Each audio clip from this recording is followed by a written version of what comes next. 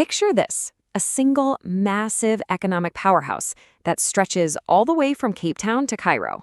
We're talking about uniting over 1 billion people into one seamless market.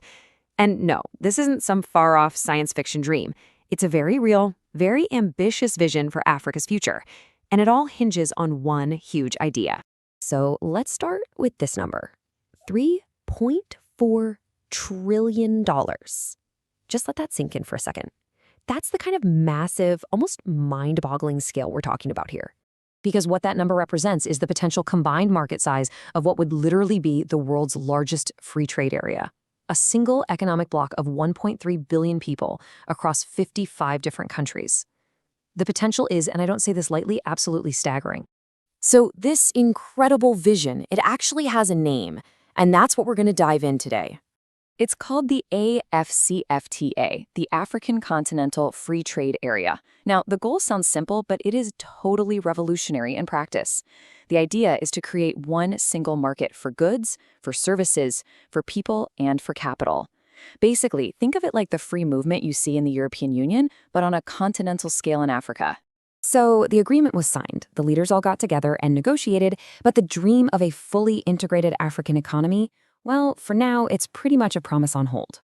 And right here, you can see the huge gap between that vision and the on-the-ground reality. The vision was a single continental market, but the reality is there are still all these tariff barriers. The dream was a seamless flow of goods, but businesses are still getting stuck in frustrating customs delays. The promise was deep economic integration, but let's be honest, the implementation has really fallen short. Now, if you want one number that really tells the story, it's this one. Today, only about 15% of all of Africa's trade is with other African countries. That single figure just lays it all bare. It shows you exactly how disconnected the continent's economies still are from each other.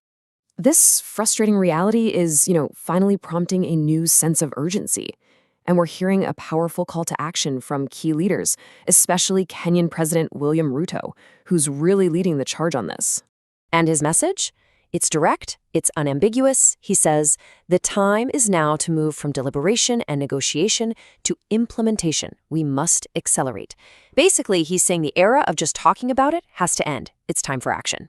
So what does that action actually look like? Well, Ruto has laid out 3 specific immediate steps. First, get rid of the tariffs that are still there. Do it now.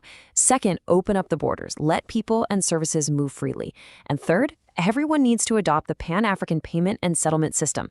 That's a platform designed to make cross-border payments super cheap and instant, so you don't have to bother with converting currencies into dollars or euros.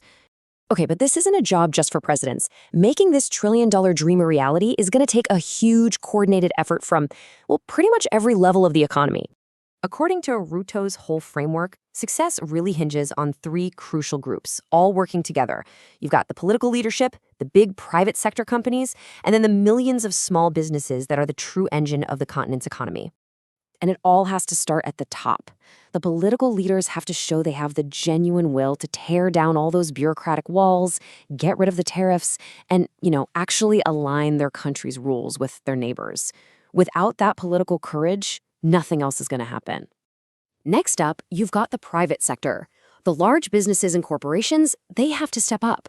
They're the ones with the capital to invest, to build those cross-border supply chains, and to scale up their operations to serve a whole continental market, not just a national one.